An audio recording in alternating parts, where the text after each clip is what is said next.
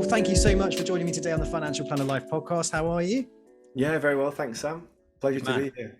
Excellent. Well, we've always sort of got a bit of back and forth, haven't we, on LinkedIn, certain comments and sort of seen each other on posts. You're quite active on LinkedIn, as am I.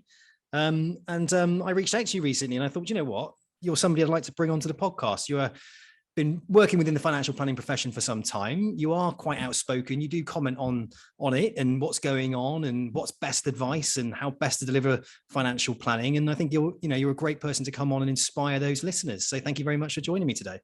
Yeah, it's a pleasure.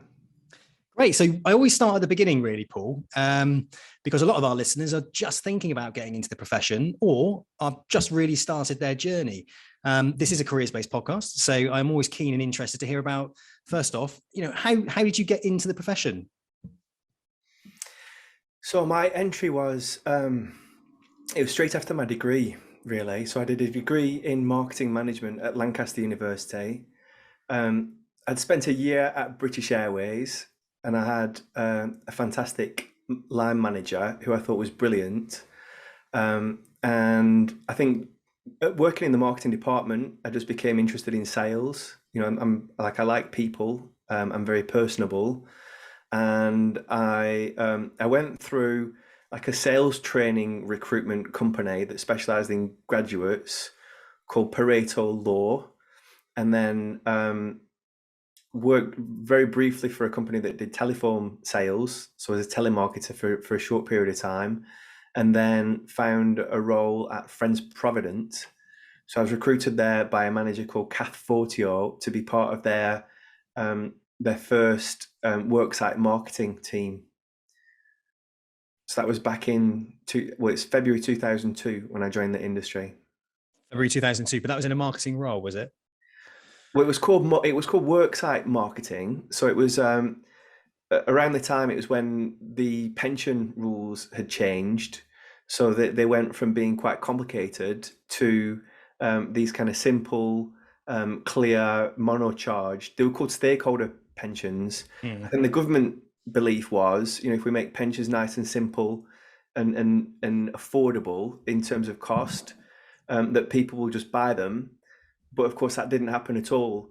So my role was helping people understand where their employer had put in place a pension where there was a contribution matching or similar, how the deal worked, and to help encourage people to join. All right, cool. Okay. Was that around sort of A Day? Was that there's a pension simplification, wasn't there? There's a period and it was known as A Day, wasn't it?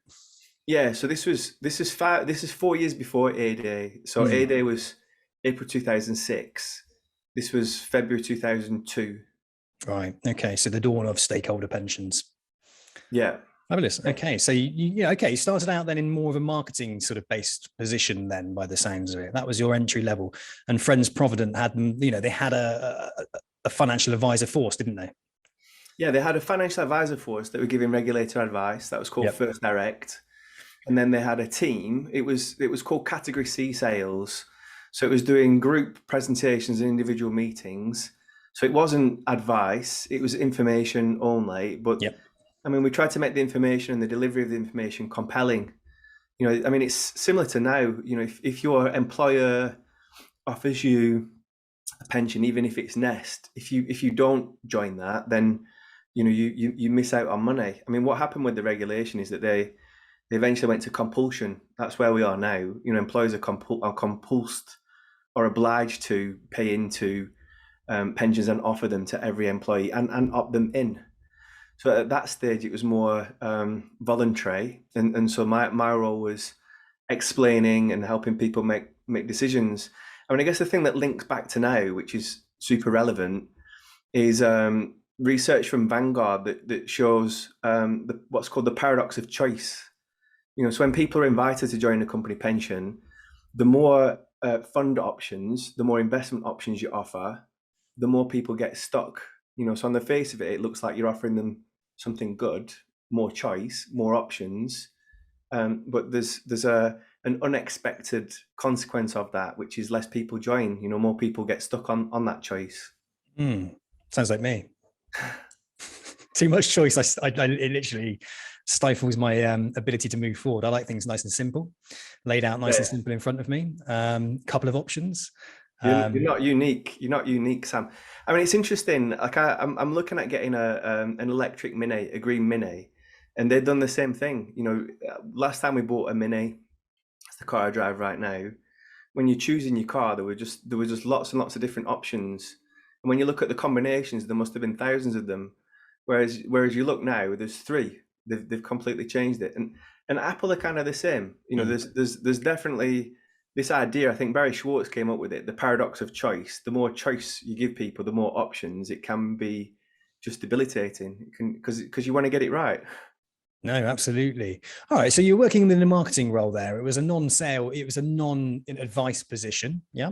Simplifying the pension process and, offering it to people in a way that's nice and simple, but it was information only. It wasn't any advice or anything along those lines. So at that point then, how old were you at that time then? Sort of in 19, 20. Yes. And that was your early entry into the profession. So what, from there, then, how did you progress into the role of financial advisor? How have you ended up becoming a financial advisor? Because right now you are a fully qualified business owner, financial planner, and we'll get into the details of that shortly. But, how did you make that transition from marketing into a client-facing financial advice position? Yeah, so it wasn't a direct route at all. So the next role was within Friends Provident, and it was a role called broker consultant. I mean, I think you still have them, but it's definitely less than it was. So it was well, I saw it as a progression within Friends Provident, but it was a completely different role. So the first role was, it was really fulfilling. You know, you're helping people make decisions that ultimately will make them much better off, and you're right by the end consumer. The broker consultant role, it never made any sense to me because on paper you've got these 50 businesses that are independent financial advisors, so by definition, their role, I thought, was to independently find the best products for clients. But then you had this sales role that definitely was a sales role. It had targets and bonuses paid like commissions and everything else. That role was basically selling Friends Provident products through these independent financial advisors. Right. So just the definition of the role just never really made any sense to me because, I was just thinking, well, like these people should be independently figuring out, if Friends Provident are the best vis-a-vis everyone else. Like I just didn't understand how it worked. And then how it worked, like this is, I guess, the kind of, if this is a story, this is like the dark paragraph. Right. So this is where you get disillusioned, almost lose the industry. Because as a broker consultant, I'd done the exams. Like I did FPC 123 in the first 6 months. I did G60, which was like an advanced pension qualification at the time, in the next 3 months. The people I were calling on, some of them, the qualification they had at the time, it was pre-RDR. It was equivalent to a GCSE in the QCA framework, QCA level 3. And the people that you were calling on, they were, I didn't understand the pressures on their time, but I saw what I saw as arrogance, so they might, when you get a meeting, they might stick a watch in front of you and ask you to do some tricks. So this was the IFAs though, yeah? The IFAs. IFAs. Yeah.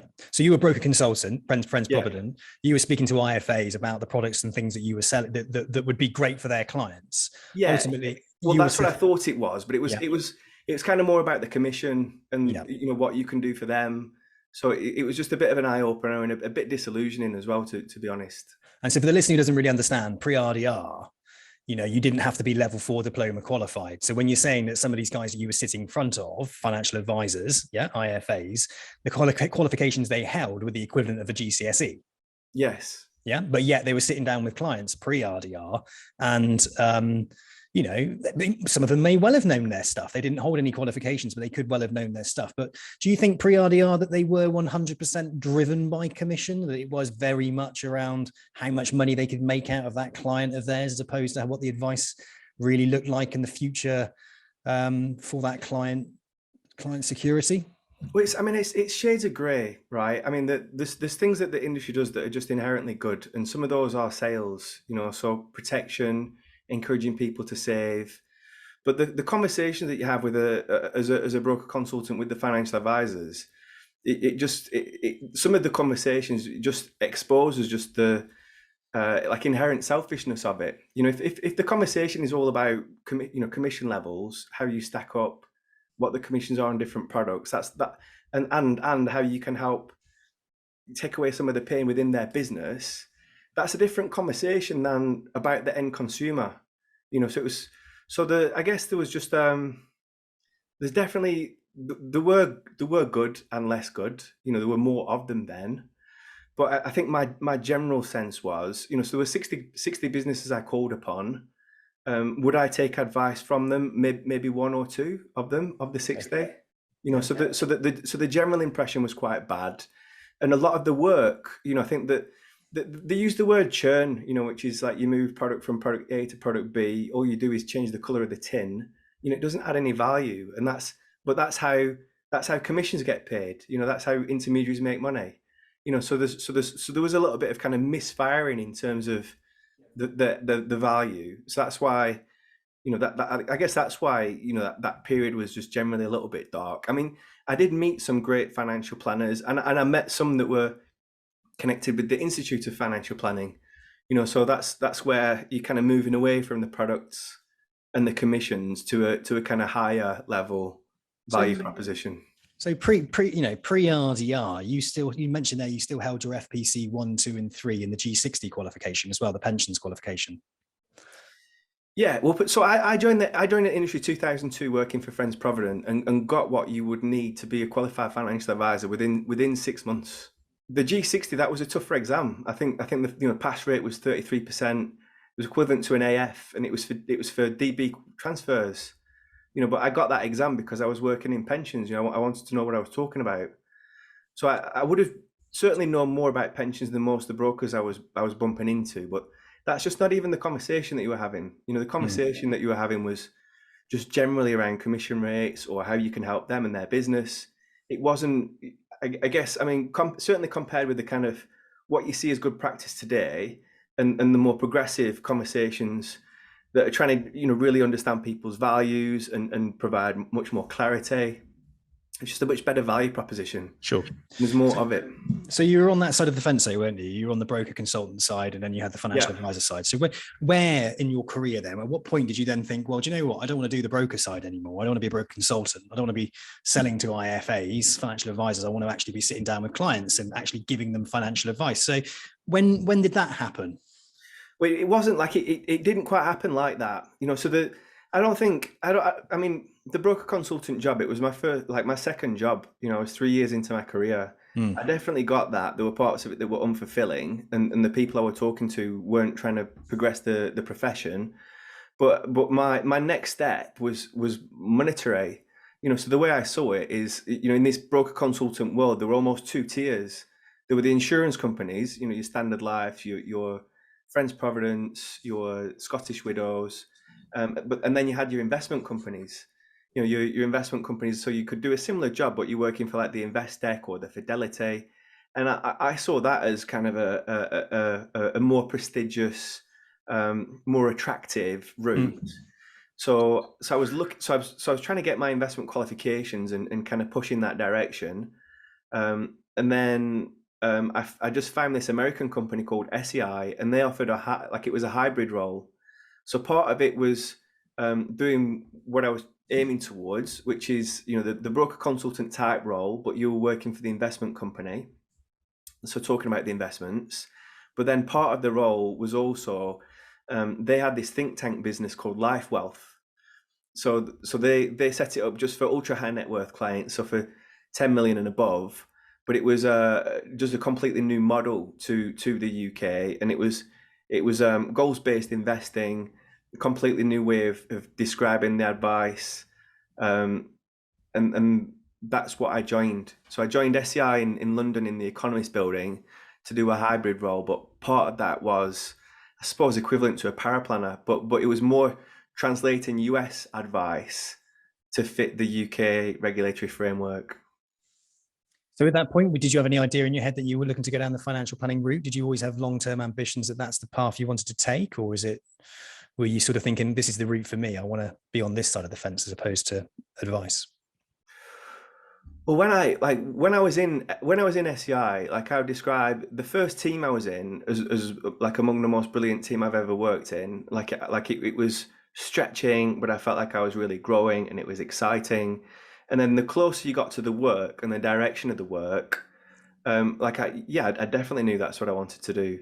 And they were pushing it in more and more exciting directions. You know, they were working. So their head office in America is based just outside Philadelphia.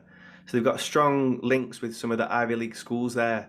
And Martin Seligman, who's this professor of applied positive psychology, happiness research, he's like right next to SEI, and they were blending all this into the advice that they offer to individuals and families. So I guess it gave me a taste of the potential that the role can deliver, and yeah, like I found it exciting. I found it exciting. I found it challenging, from an intellectual perspective, really interesting. So I was kind of honed in on like, that's what I want to do from then, really. So that's probably 15 years ago. So it was the more positive psychology side of it got you interested, and how that links in with what, goal setting? What was it that? I guess. Well, here's how. Let me explain that a little better. So I think the positive psychology is just it's learning more about happiness and what really makes us happy and what doesn't. And that idea behind it is that money's just a tool. So you make someone more money, like, are you actually moving the needle for them or not? So the positive psychology, I guess it blends into better goals. And let me give you a couple of examples that I guess, like, I've reflected on kind of post, if you will, and I've thought, actually, wow, maybe that was wrong goal. So the first one is George Best. So there's a George Best documentary on the BBC, like quite recently, actually, went right into all his life. And obviously his life is it's a tragic story. You've got an extremely prodigious talent that just goes awry. But then when you hear George talking and talking you through it, he came to Manchester at a very young age. The pinnacle of what he could have possibly achieved was winning the European Cup. He's from Northern Ireland. He was never going to win the World Cup. So the European Cup, that was equivalent of him climbing the highest mountain in the world. That was his Everest. And he achieved that at age 22. But in the documentary, it tells you how he felt the day after. How do you think he might have felt the day after? I think sometimes the view from the top is nice for a bit, isn't it? But then after that, it's just you don't feel so good, do you? He was depressed. He was depressed the day after, and that just made me think probably that's what Tyson Fury went through. When he became the world champion, and then on the back of it, started drinking, taking cocaine, everything else, and that's for me. I thought about it, and I think it's how you define the goals. So it comes down to the well-being research. If the goal was win the European Cup, well, he's done that. What's next? Well, it's always going to be smaller by comparison. Similar to the boxing.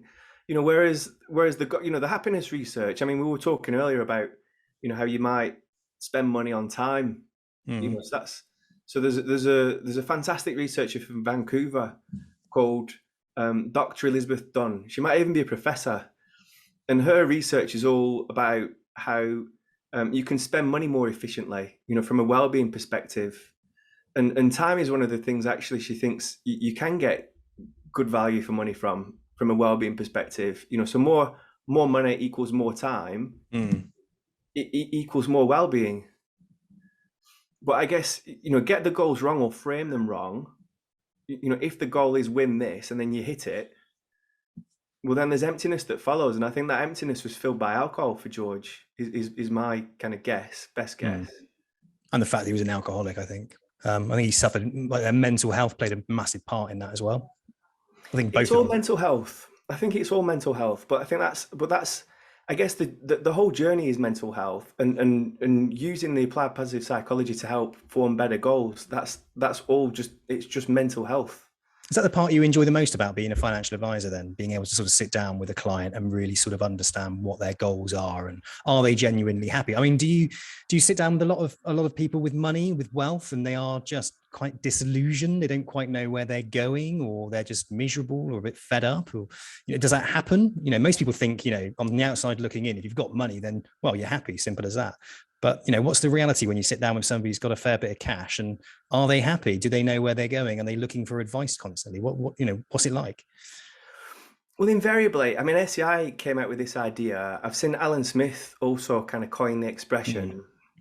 They had this idea that regardless of your level of wealth, you've got sources of anxiety, and I think the source of wealth can link to that really strongly. I mean, there's a big difference between inherited and self-made wealth, but with wealth comes opportunity, but also responsibility. And frankly, there can be some dangers, particularly around inheritance. How that wealth might impact your children is not, it's not always just a positive. I heard a stat. Someone asked me to find the source of this, and I've been struggling to find it. So I'm kind of sharing it somewhat reticently, but I mean, it just rings true. The stat I heard that was that for younger generation, for children, if they inherit 5 million or more, they're 10 times more likely to develop problems in what are called DAGs, drugs, alcohol, gambling, and different addictions. So, and that kind of, I've not been able to put my finger on that piece of research, but it sounds about right. So I think viewing money as just a tool, I think is a kind of helpful start point. But I think the idea that more is better, I mean, that's just patently false. There's lots of people where, I mean, the book, Morgan Housel's book, The Psychology of Money, there's lots of great warnings in there around greed and how that can lead to your downfall. And I think probably the best example that most people have heard of is the Bernie Madoff one. I don't think what I fully appreciated was how legitimately successful he was before he became a crook. So he definitely had money. He just wanted more. I think he was comparing with those who had more than him and wanted more. But I think with money, yeah, there's all kinds of anxiety. I mean, I think the number one question that most people have with the financial planning, I think the first and foremost thing that we help people with is do I have enough? So that's where you get into the value proposition, including peace of mind and permission to do things. But there's a certain level where people they know they've got more than enough, but there's still, I mean, there's I guess there's a responsibility to it. Are you going to be the person that makes mistakes, that messes? And there's lots of stories, hero to zero. But then there's also, I guess, that I guess people who've got more than enough, the conversations I've had around that. I mean, I love your campaign actually. The kind of how are you 1 to 10? How are you out of 10? Yeah. Like forcing people to take a position. I love that as an idea. But like I've had conversations with people who are certainly got more than enough, and I think for themselves the anxiety, like let's call it anxiety, the kind of questions, it's all around purpose and meaningful activity. So you've got enough money, and therefore what do you do with yourself? There's a great, I stuck this on LinkedIn recently. There's for business owners who've sold the business, like there's a kind of exercise where you introduce yourself as a party. It just flushes out how much of your identity is linked with your work. Yeah. So I think that's a kind of challenge for people who've got more than enough. What is it that you live for? What is it that you still get up for? Because I guess for 100 years we're not. Our daily existence is not the challenge of survival. We've economically moved past that, and with that, there's an opportunity which is to thrive. Which is finding your purpose and becoming as good as you can at that. But with increasing wealth, we just have more choice. And as we said earlier in the conversation, more choice, you can just get stuck. And then the battle's in your own head.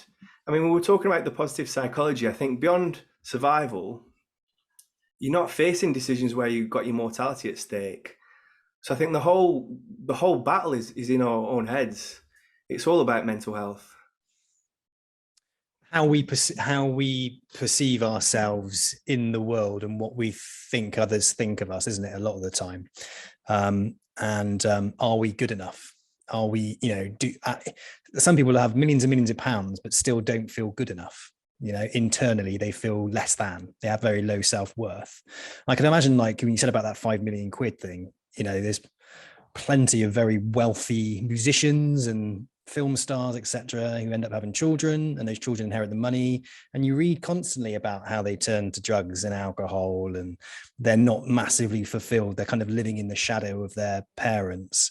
They've got these massive trust funds, and they're just not fulfilled. And I think it was who was it? Bill Gates, wasn't it? Who said he was never going to leave his money to his kids. He wants his children to have purpose, to go out and to work and have purpose. And I think there is something in that, absolutely, that, if you have purpose and it's not given to you on a golden platter, that you've got a reason to get up in the morning, survival, isn't it? You've got this reason to go out and survive and get out there and do it. But there is this point, it's like, right, okay, though, but when we have that, fight or flight mechanism within us, when is enough enough? When is it like, give yourself a break? You might have enough money, or I guess what you guys do as financial planners is to get somebody to see either they have enough money, or to build a plan to get enough money to take away some of that anxiety, to free up their time to do the things that they actually want to do. But as I could probably imagine, going through it myself, sometimes it's like, well, I don't know what I want to do. So do you find that that's what I'm saying? Like, this kind of what we're seeing now with financial planning, it's not just, I'm going to make you loads of money, I'm going to sit down with you. It's very much being intertwined now with this kind of life coaching and well-being and goal setting. And these are the things that we're starting to see now. And do you feel that way? Do you feel that that's the thing that's happening, and that's how the role's now being defined, as this kind of health, wealth, wealth is health is wealth, intertwined too? It's a well-being proposition, as just opposed to I'm going to make you a load of cash. I think 100% that's the way it's going. And I'd go even stronger on it. So there's a couple of companies that do research. I mean, the best research I've found that try and articulate the value of advice. So there's a Numis one and there's a Vanguard one. So the Vanguard one express the value of advice like as in percentage terms. So if you see an advisor and they do these things, how much faster does your portfolio grow? And the biggest things that make the biggest difference are behavioral coaching. 1.5%. That's what Vanguard put on that element of the service. It's not technical, it's behavioral coaching. But what it comes down to, and I'm so glad you said it actually, Sam, because I completely agree with you. What it comes down to, behavioral coaching, is you've got to completely reinvent that first meeting when you try and find out what's important to someone. And like, I've read books, even like highly rated books, and they're trying to point you towards good questions. And one of the good questions is, like, what are your goals? I think that's a terrible question. Like, I couldn't answer that question. Yeah. Like, not with anything like meaningful that we're going to be able to work from. And I think this is why, we were saying up front, like the kind of advantage of coming into the industry today is you've got, through technology, you can learn from the best people throughout the world. And not only that, the best learnings are being created. You can just see the lists. You can use your 10 hours of personal development now extremely more efficiently than you could in the past. And I think I was signposting towards this guy called Brendan Fraser in the US, who runs a podcast called The Human Side of Money. And it's just packed with great content. But the conclusions that are coming out of the US really strongly are, the first one is, actually, before you even talk about goals, you need to understand, and there's different words for this, like, let's call it purpose or values or core values. Like, you need to have that as a start point. And the goals, there's a US advisor called Natalie Taylor, and I love the way she describes it, and I think she's right on.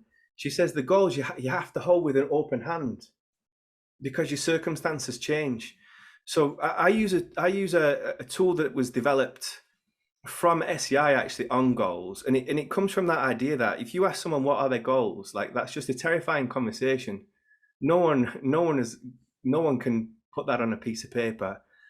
So what they do is they had a game board that's got 4 boxes. So what have you got to do right now? What have you got to do in the future? What do you want to do right now? What do you want to do in the future? But then they got prompts for all the different areas in your life, so what about you and your other half? Do you need to spend more time together? Do you need to, do you share enough about personal finances? There's a guy in the States called Ed Coombs who does amazing work linking your attachment style from birth. He's using therapy in this. What's your attachment style and how does that relate to your relationship with money? And how does that work into the relationship between you and your other half? Yeah. Yeah. So you've got things for yourselves, you've got things for your children. What does success look like for your children? And rather than being a goal, which is lower level, pay for private school, they're going to go to school X for 5 years. Like the value might be help my children achieve their potential. Just that's like a more open-handed set of goals because they can shift. And then you might also have things broader, so what impact do you want to have on your community? What impact do you want, are there causes that you particularly care about? So that's the first conversation. And then what you're trying to get to from that is some really good, strong success statements. And then you're into the cash flow planning. I mean, one thing, if I was a young person coming into the profession, one thing that's unbelievable to me is how cash flow planning isn't just everywhere for every client. It still feels like there's room for it to grow.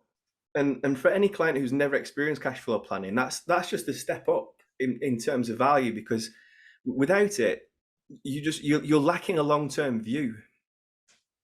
So the long-term view and clarity, that gives you the kind of sense of balance.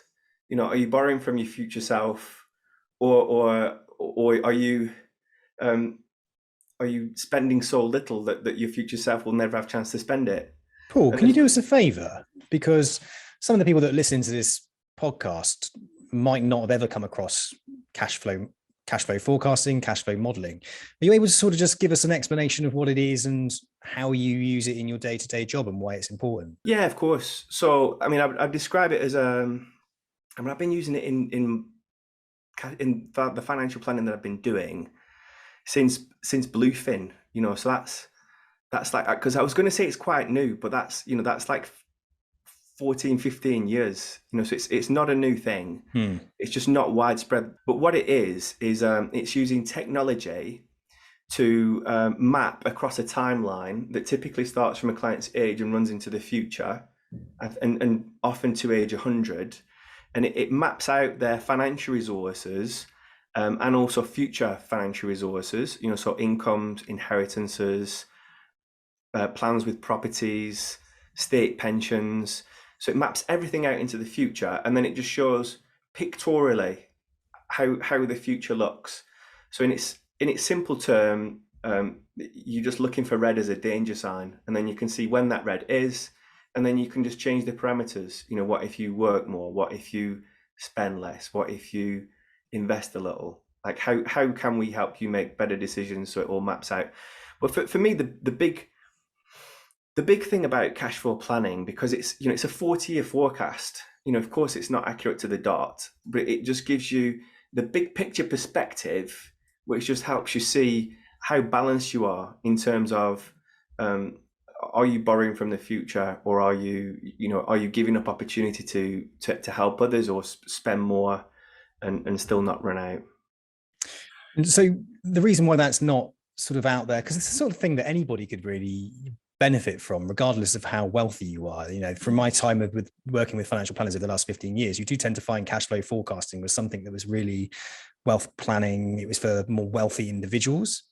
It's a shame it's not something that you can just log into as an app, isn't it? Because it's not rocket science. It's like you could, a lot of it you can, it's Excel. You could be putting it in yourself, couldn't you? As a sort of consumer, you could be putting it in there and mapping out your future. And I can imagine it would just open up so many questions and so many kind of like, wow, I didn't really think of that. I didn't think of this.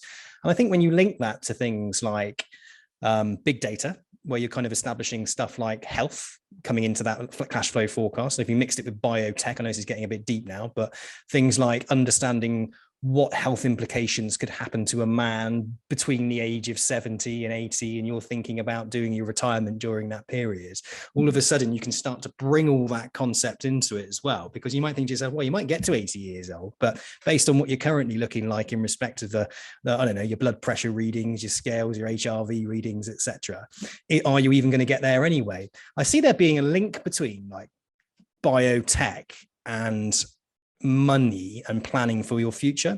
I think the two kind of need to go hand in hand, because there's plenty of very wealthy people that earn lots of money but run themselves into the ground. You hear about so many people, they hit retirement but they die with a heart attack, really early heart attacks, but they've worked their socks off up until that point. And I think that's a question that comes in on that sort of forecasting side, that I'd love to see that in the future, that combination between that and some biotech. Yeah, I mean, I think the biotech could feed into it really nicely, because I mean, what are you dealing with in the planning? Well, for the most part, you're trying to just show a general, like, what's a general picture, but when you're talking to a client, it's a sample of one. You know, so if their unique health record might indicate, it might lean you towards different decisions. I mean, I guess a classic one. So we're DB licensed, which means, you know, we can help people move finance salary pensions or defined benefit pensions. And on its face, that looks like a massive alarm bell. You know, why would anyone do that? You know, they're giving up a guaranteed income in exchange for taking the risk doing it themselves. So we're DB licensed, but we're extremely selective in the cases that we take on. So why would you do it? Well, there's only two reasons really. So the first one is if you've got much more than enough, so therefore the guaranteed income is irrelevant, and the legacy position and flexibility is more relevant. The other one is exactly what you were talking about. So it'd be health related. You know, so if you knew for sure. So for example, one of the ones I did was a family one. It was for my uncle. You know, but he had cancer in his early teens. It recurred in kind of, you know, in his mid-adult life. He's certainly got a shortened life expectancy, which means, you know, all of a sudden the cash value as a legacy proposition just looks a lot more interesting. But there's other clients I'm working with where actually, you know, if you had that kind of, you know, much smarter health data, let's call it, you could help him make better informed decisions against one of those parameters. But I think, you know, the technology is getting better. The cash flow planning, I mean, I think it's miles away from where it should be now. It's not moved. Like, I've been using the same software for 10 years. Which one do you use then? I use Voyant, but I'm a massive user of at-home licenses. So my clients do get the version that they can use themselves, that they can play around with themselves, just because it's just a bit of clarity. But the clarity is important at inflection points in your life. You know, so if you only see your financial advisor once a year and they're like, all right, see you next year, that's when you get to see an updated version of this. Well, that's not necessarily helpful, because all the change could happen in your life in between. And when you need to get clarity from that plan, it's big life decisions. You know, like I got offered a new job. It's less money, but I think I'd love it more. Like, how does that impact? Like, that's when you want to recast the plan. Or scary markets. You know, right now is a good time to be recasting the plan. You know, markets have fallen. How does it look? You know, are you still on track? You know, what if it continues to deteriorate before it gets better? Are you still on track? So you can give people peace of mind from doing that. But I think not having it, you know, I completely agree. I think it should be just, everyone should have it. You know, I think everyone should just have it from, you know, that's what you get when you graduate university. You're away now. You've got your life plan. It maps out, and then you can do with it what you want. You can get professional help at any stage in time, but you've got that kind of base level, long-term view financial plan. Well, it triggers. The thing is, if someone was to put that in front of me and I was to look at it, and it's really simplified in the sense that, you know, it's like a step by step, right? Now you put this in, now you put that in, and you're like, oh, each stage you're putting something in, and at the end you've got a plan. But the reality of it is the plan that I've put into place off the back of my fag box isn't going to be a fantastic plan. So at each point, there's an opportunity for me to go, well, I need to know that. Or how would I get that? Or, you know, how do I set up a pension? Or how do I put money away into it? So all of a sudden, you're kind of naturally, as a consumer, asking the questions as you go along. So when it comes to the end, the ability to then get advice becomes far more apparent. You know, you're like, yes, I need that advice. So you tend to you're then going to reach out to an advisor probably more so than you would if you hadn't had a go at trying to do it yourself, if that makes sense.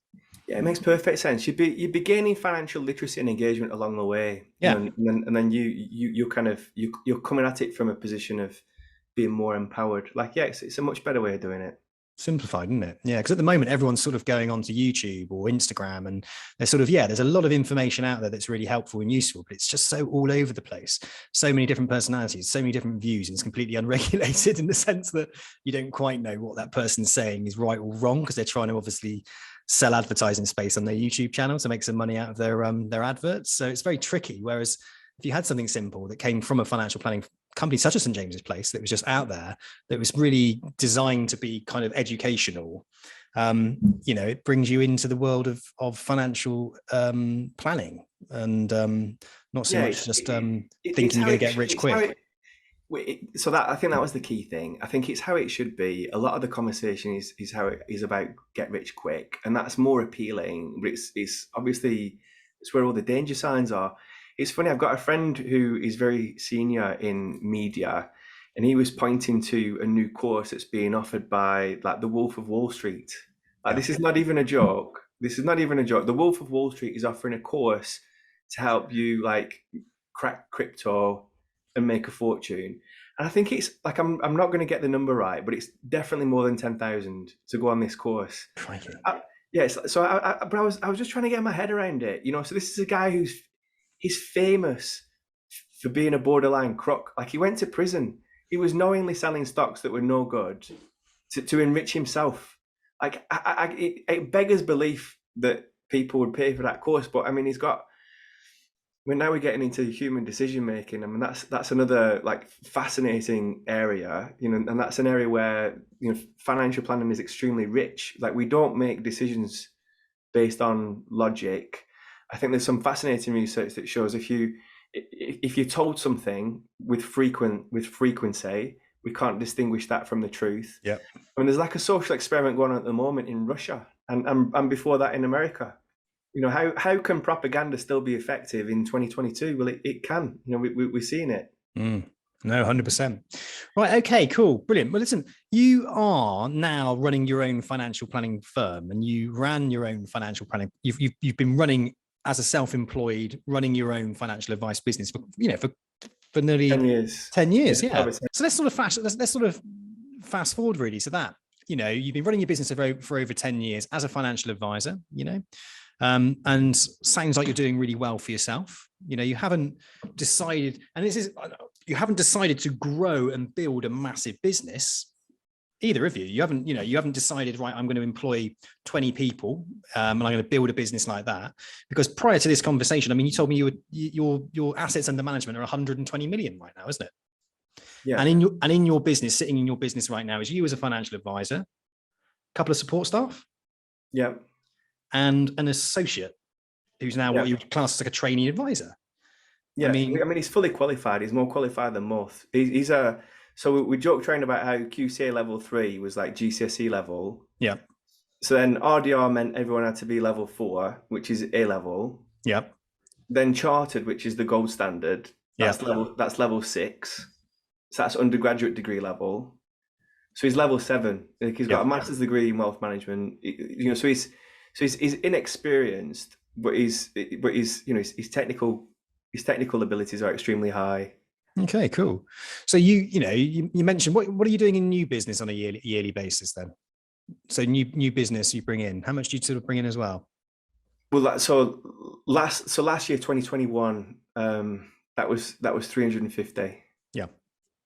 Okay, so very decent levels of business for a financial advisor with an associate and a couple of support guys. That's good. That's great levels of business. I don't come across individuals that are writing that level of business all the time. It's good, solid, above average levels of business. So first off, why did you decide to go down the self-employed route? How did that happen? Running your own business, where did that come from? Well, I think if we follow the path, there's one link that's missed. So Friends Provident was initially fulfilling. Then, when I was seeing the kind of commission hungry IFAs competing against the broker consultants, less so, joined SEI, amazing, like really amazing. But then the turning point in SEI was 2008-9. So when Lehman crashed, the business that SEI had that went direct to the end consumer, that was not core business, and in fact, it caused a lot of channel conflict.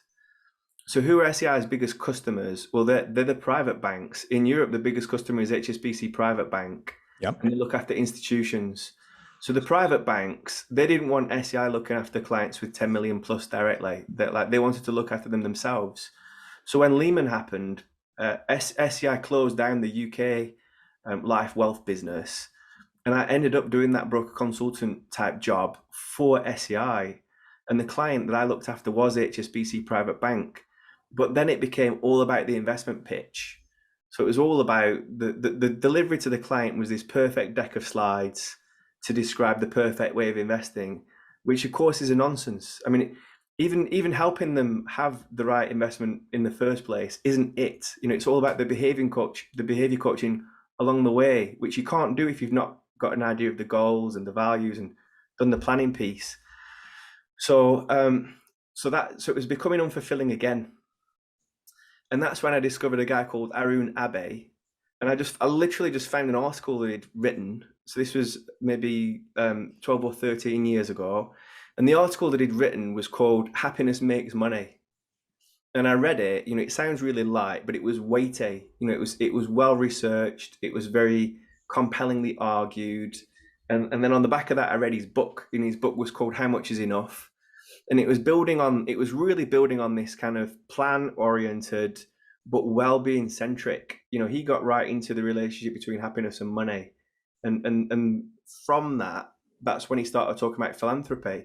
So philanthropy as a focused way of using money to build happiness. So completely inspired by Arun Abe and his business partner who set up, so he set up a business in Australia called IPAC Securities. They sold it to AXA for $600 million, so extremely successful. And his business partner was a guy called Suvan de Soysa. So AXA brought him, Suvan, over to the UK to lead an advice business called Bluefin. So it was going to be like this new way of doing things. So I was employee number one of this new model under Suvan. I got to meet Arun Abe. I got to do some video interviews with him, which I post on LinkedIn. But that lasted just 6 months. AXA got rid of Suvan.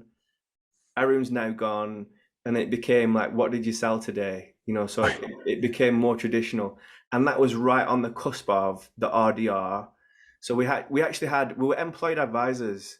We went into a meeting in the offices, which were near Aldgate, and the new bonus structure was revealed, which was just worse. And then a friend and I just went for beers, and on about beer number 4, we decided, all right, we need to just do this ourselves. And that's when we tried to figure out who we should partner with for investment management, administration, and everything else. And it was at that point you chose to go down the route of St. James's Place? St. James Place, self-employed, yeah. And did you do sort of like, you know, a lot of people will hit that point, you know, they'll sit down, and I speak to them numerous times, and they're sat down with groups, tends to be like with somebody else within the profession, and they're egging each other on to go self-employed. Did you do a bit of a beauty parade? Did you go out into the market and speak to lots of different companies? You know, why did you end up deciding on St. James's Place? What was your route to getting there? And what would you advise someone to do at that point? Yeah, we spoke with a few. And we stayed in touch with a few as well. I mean, the ones we've spoken with were St. James Place, Raymond James, Best Practice and True Potential are ones that we kind of continue to speak with. So why St. James Place? Well, I think why St. James Place, like, it took a long time to get there, and it's all about perceptions. You know, so St. James Place now, you know, if you work within the profession, you read Money Marketing or Citywire, it's probably the most polarizing organization in financial services. Like when St. James Place announced results, like there's lots of comments. Many of them are extremely negative. You know, so I was kind of initially put off St. James Place by reputation. You know, I thought that it was going to be more sales oriented. You know, more what I was trying to avoid from the past. But then when you recognize what St. James Place are, which is the same as everyone else, like they're kind of a commoditized service provider. So what does St. James Place bring to the table? Well, it's investment research and administration principally. Like they're the things where, if you look at the whole proposition, they're the things where the cost has just shrunk over time. It's more easy to replace. But what St. James Place also bring to the table is the wealth of expertise in skill in helping you build your business. So suddenly as a self-employed advisor, you're not just a practitioner, but you're also the person who has to figure out like how to build that business, which is now a sales and marketing responsibility. So you've got to find the right people in the first place and engage with them properly, and then take them on as clients before you can deliver your value proposition. Okay, cool. So, and then you obviously settled on St. James's Place. They were the ones that you felt were in a position to best support you as an advisor. Okay. So over that 8-year period then, so you and a colleague decided, right, we're going to join together and we're going to join up our own practice. And that's how you got into St. James's Place. You set up as a partner practice. What, in reality, what did the first couple of years look like? Did you have a perception that you were going to go, right, brilliant, we're going to go in there, we're going to do loads of sales, we're going to do loads of marketing, we're going to get ourselves out there, clients will come and see us? What was the reality versus what was your perception versus reality when it came to running your own business? Was it easy? Was it hard? Was it completely different to what you thought it'd be? I think in terms of difficulty, probably similar, but it was terrifying.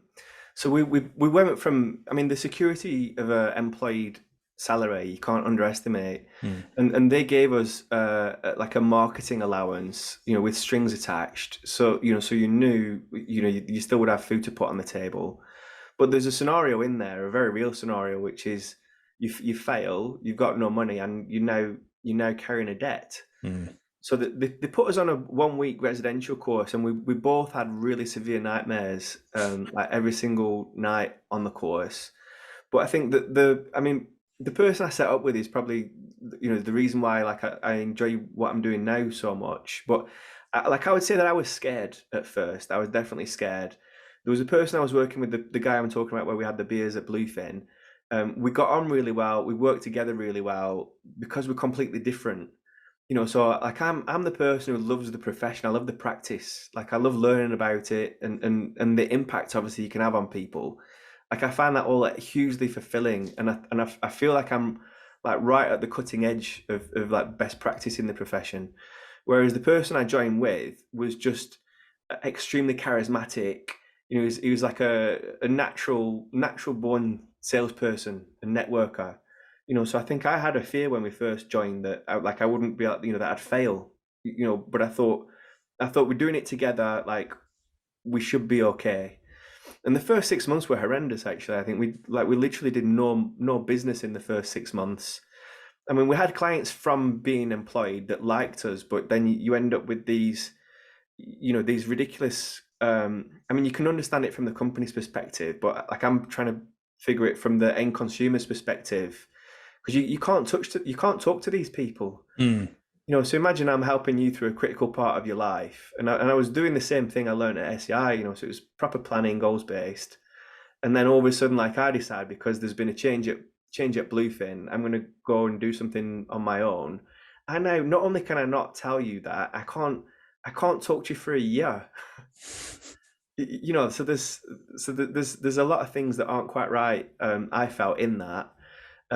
But we got through the 6 months, and then, frankly, at the beginning, it's a podcast for whatever, to the extent it can help people. We were on a lot of anxiety, a lot of adrenaline, and because your diary wasn't full, we might have a meeting on Tuesday and then nothing until Wednesday at 3 p.m. We'd end up just drinking on Tuesday. So the first year, our drinking was bad. Was it it? Yeah. It was unhealthy bad. But I think our first 12 months was still successful. I think St. James Place have got a grid. It's all based on your initial advice fees, and I think in the first year, we kind of did enough to qualify for, they used to do trips and whatnot as recognition. So the first year we actually did quite well, but the first 6 months were just terrifying. I mean, that's why it's nice with the setup that I've got with the advisor I'm working with now, Will, so he's month 5, but he doesn't, but he hasn't had that empty diary, which is, it's just too much time in your own head. It's like we were saying before, we're 100 years away from having to worry about where the next, where survival. So all the battle's all in your own head. If you've got too much time in your own head, and that anxiety can just cripple you. You almost need less time, more focused activity, or meaningful activity, purpose. That's what you got, but you just don't quite know what to do with it. So that first 6 months, then, when you were pretty much just having a few beers every Tuesday and stressing your nuts out about trying to find some clients, was it just a matter of you got through the first year and you were able to approach relationships that you'd had previously with other companies without any restricted covenants in place? Or was there something that you did? Was there something that is there something that you did or didn't do that you would do now in your first 12 months of starting a business from scratch again? Because, even though you sit around, you might say you did a lot of boozing and all that kind of stuff and you stressed out and everything, but you're now 10 years down the line, aren't you? So you've learned a thing or two. Yeah. Was there something that you thought, bugger me, I wish I did that, because that would have been far more better use of my time in the first 6 to 12 months. That would have definitely got me some business on the board, or that would have definitely got me going. People say, get out there, network, or get out on LinkedIn and put a little content out on LinkedIn, or I don't know, phone up all your friends and family. I mean, what's a good strategy for somebody coming in with absolutely blank sheet of paper in their first 12 months of running their own financial advice practice? Yeah. So, I'll tell you one of the things that we did, which was I guess, closest to silver bullet, but then it's not that repeatable. So I'll kind of tell you what I would do if I was going back now. Yeah. So what we did, and it was one of the deciding factors on why St James Place, so the timing was around the RDR. We knew there was going to be a mass exodus. So one of the things that we agreed when we joined St James Place was that we wanted to partner with an advisor who's looking to retire, so we'd have some clients to work with. And frankly, that's one of the things that kind of made the model work. Because if all of a sudden you've got people to see, that their circumstances are changing, and also we were offering a kind of fresh and more valuable service, so that just took off. What would I do now if I was joining? Or, so if we waved the magic wand, everything disappeared. I was now starting 10 years ago, but knowing what I know now. Well, I think the first thing to do is try and figure out a niche. And I think the best way I've heard a niche described is something that's an inch wide and a mile long. So I think that what many people do, and this is Will included actually, so we're having conversations about this. The first year you've got all this kind of like anxious energy and you want to be busy your whole time. Well, you can do that, but you need to kind of channel that into ways that's productive, so you're not beating yourself up over not seeing 10 people a week. But the definition of what you also often do when you're starting out is just try and take on everything. So anyone who will talk to you who might have a financial need, that you can sell a financial product to, you'll work with them. So you end up just with this kind of hodgepodge of clients that you may or may not work with over the longer term. So I think that the set is it's extremely hard to do. I mean, I know I could do it if I went back. Could I do it if I was starting out again? I don't know. I don't know, honestly. But what I do know is the more tightly you define that niche in terms of who you want to work with, and the more and the better you do at understanding what their problems are and what are some of the things that they're dealing with, then the more credible you'll be working with them and the more successful you'll be. I mean, so where we are now, so we've got the existing clients that we look after, and that's going great. But then where we're finding that we're particularly valuable is there's a business that we work with. It's quite a large business, and they've got a historic pension that's quite hard to understand and hard to advise on. So there's quite high barriers to entry, but we are experts in what they've got. You know, so there's 3 pensions that they might have. Like, we know those pensions inside and out, but then we're just applying our process, which is, and I think people are just shocked when they get the first meeting in our process. And again, I've described this to Will. Like, this is what I think it's like. You know, this is kind of me observing, and you kind of see how the clients react. Like, I think by the time you decided I'm going to get financial advice, there's already loads of conversation that you've had in your own head. I mean, it's a bit like in the beginning, we were kind of making a parallel between health. And, you know, you and your team are doing great work, you know, working out every Monday. It's fantastic. But imagine before that, you know, before, like, you know, like me now, you know, you've neglected it for a while. So everything that goes between then and you having your shorts and t-shirt on and being in a gym, like, there's quite a lot that's happened.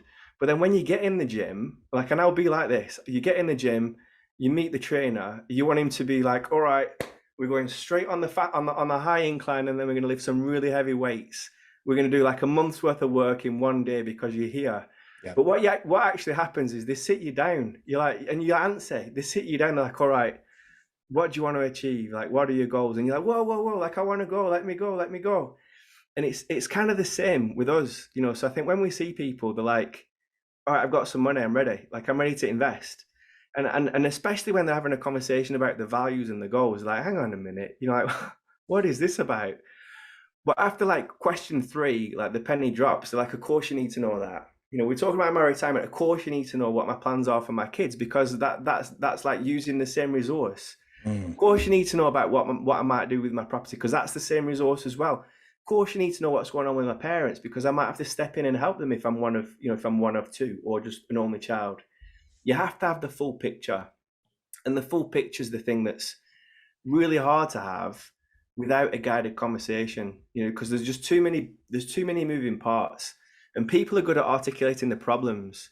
Like, they've not for the most part, it's a unique conversation. Like, they haven't had a conversation really that's focused on helping them try and understand the values, and they definitely haven't had a conversation that's aimed at trying to get them on one piece of paper what all the moving parts are.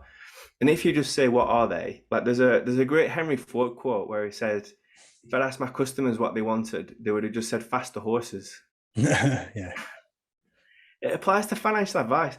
I say it about St. James Place all the time, frankly. You know, St. James Place, you see the good and the bad, you know, but the surveys are always like very good. But I was saying the client, they don't have multiple financial advisors. They've got one. You know, they only got one experience. Like, they don't really know what's good or bad. And we were talking earlier, I think one of my frustrations is around that. You know, I think I'm pretty clear, you know, from the Vanguard research and others, that the values in the behavioral coaching, like, it's definitely not from your financial advisor in the fun picking, but that's a lot of what goes on, you know. So with Will, then, Will's working as like an associate, so he's essentially like a trainee financial advisor. He's qualified. He's giving advice to clients. Yeah, he's got his competent advisor status. He's signed off and sits down with clients on his own. Yeah. So he's on that, like, he's on the regulatory path, but the quality of his work and his process. I mean, we're working together in every single meeting. Yeah. So what background was he from then?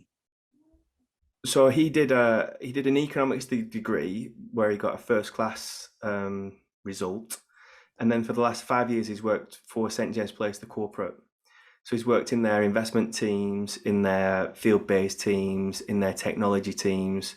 Like, he was, I mean, frankly, like, he was tipped to eventually be like the next CEO. Like, he was very well thought of in that group of people that they recruit with an eye on, like, the future leaders. But it was corporate, completely corporate. So the conversation that we had actually were all around his why, you know. So when you're in the corporate, there's some financial advisors who earn just extremely high amounts of money, you know, and my why, you know, so the business has grown well, it's reached a good size, it has value, but my why is around impact. Like, I find the job extremely fulfilling, you know, in a way that money isn't. I mean, we were talking about that earlier. So, if I fast forward where my business might go, when you start thinking, you know, I've got 20 plus years, you reach a really big number. But I think my intent is to keep my numbers at the same size and then start thinking about some of the fulfilling things I could do with the value. So if we double the business and double it again, in 20 years from now, we could probably do something quite meaningful around financial literacy education, or bringing some of the positive psychology into it. So for example, my son goes to a school which is a wealthy school. It's a private school. There's some quite high profile parents there, and one of the things that we want to do to start giving with meaning is financial literacy education. But that's not needed there. These are the kids that are going to inherit, in some cases, millions. But what is needed is that kind of perspective, that you get from people like Dr. Elizabeth Dunn or like Seligman. And the perspective is to help them use that money as a tool to help them find their purpose and achieve their potential. Because they've got a tool that can do that. If their purpose is, whatever it is, the money can find them the best training that money can buy. So it's a completely different way of seeing. I'm with you on the that. money. My sort of situation where I am, I don't need to have loads and loads of money. It's not because I'm adverse to money. Like, I'd like to have a decent level of income. I mean, we all do, because money buys us. I believe that money, like you, buys us time. It frees us up to do what we want to do.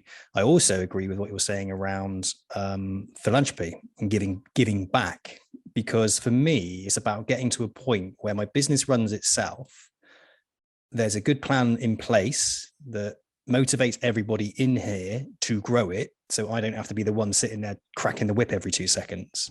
So I can step to the side and do something which I believe gives me purpose and keeps me motivated and keeps me happy, which is why I'm getting involved in charities and things now, like why mental health is such an important subject matter for me. And, why I want to, I've got a goal to partner with this talk club and set up Talk Club Recovery, which is like a charity side, which would be complete charity to help people recover from alcohol and drugs without having to go down something like Alcoholics Anonymous or Cocaine Anonymous or anything like that. The idea is to create something which is accessible to everybody, but also speaks the language of now, not some kind of hidden cult, And I'm very, very passionate about doing that. And now I know I know that I don't need millions of pounds to do that.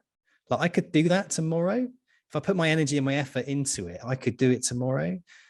And that could lead me into something far more fulfilling. And when you start looking at things like charities, if you then thought about the money side of it, right? Because, you want to be paid for the time that you are working, whether or not that's coming through your existing business paying you in a salary or dividends or whatever it is. But you can also earn quite a decent income by working for a charity as well. And I didn't really realize that, that if I wanted to dedicate my time to that and my energy to it, then I could, and I could still earn some really good money. I'm starting to learn a lot about my relationship with money and this idea that I have to have a certain figure. Like, I'll be happy when I have that amount of money, or I'll do it when I've got it. You said something a second ago, like we're thinking like, when we turn over this much and we double it and we double it again, then you said it, but I don't know if you believe it, but then you said like, then we'll look at maybe financial literacy. Educating financially. I want to do something sooner. I guess I'm putting a perspective on it. I mean, you made an interesting point earlier around giving everyone access to a cash flow plan. We could do something like that. I mean, in the short term, the person who's inspired me most in this area, it's Aaron Abbey or it's Mike Wilson. And both of them were philanthropists, but both of them would freely say, we do this for mainly selfish purposes, mainly to feel great about ourselves. But I think that's when you start doing work in this area, it has to, that has to be the perspective. If you're doing it for others, you're not going to carry on doing it. It's not going to get legs. It's not going to grow. So I think our start point, we're trying to figure out. I mean, in the past, I've done work to support the St. James Place Charitable Foundation. The cycle jersey on the wall was like Mont Ventoux cycle challenge. So it's 2 vertical kilometers. And we raised like a few £1,000s, which got doubled, and it helps the St. James Place Charitable Foundation. that's all well and good, but to make the most of it, like again, just like you're spending more efficiently or investing more efficiently, I think you can give more efficiently, and giving more efficiently means that you're closer to the impact. You're closer to seeing the difference that you, Sam Oakes, have made. So we're talking about financial literacy at the moment. I think I was just trying to explain our early endeavors in it. The first one was the school that my son goes to, but I quickly realized they don't need financial literacy education. Like, they need something else.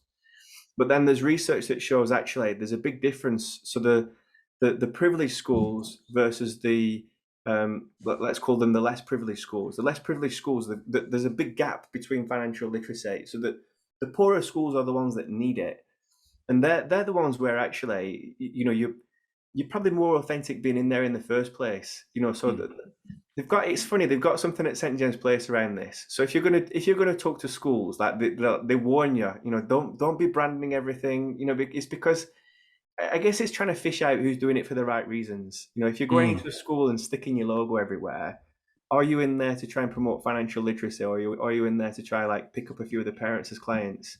Yeah, you need to almost rebrand it, that part of your business. It's a bit like with me with the Or, financial planner life. or if you're going into the poorest schools, if you're going into the poorest schools, like no one's going to accuse you of trying to go in there for the wrong reasons to try and pick up clients. No. So you're going in there like for the right reasons. In the short term, we're probably going to do something, some kind of health fundraising thing. We've got in the summer, we're going to do some video work. So like we did some video work last summer, it worked great. So we're doing that again this summer, but the ones we're doing this time are like vulnerable client stories. So it's the woman who's lost her husband, or the woman whose husband had a stroke, or or the person whose partner was in a care home for 9-10 years. And what impact does financial planning have under those circumstances? So vulnerable client is a hot area of interest, but the way it's been implemented, it's all just extra checks and balances. I think what we need, what the profession needs, is the stories. Kind of like the Joe Wicks, like transformations. You want to see the transformations. 100%. I 100% agree on that. So Paul, I could talk to you all day about the sort of well-being side of financial planning and the importance of that. And I think there is, certainly another podcast in there somewhere, isn't there? But listen, I want to thank you today for sharing your journey on the Financial Planner Life podcast. I really, really appreciate it. And and let's keep in contact. It's been a pleasure, Sam. Thank you for having me. No worries. Cheers, Paul. You take care.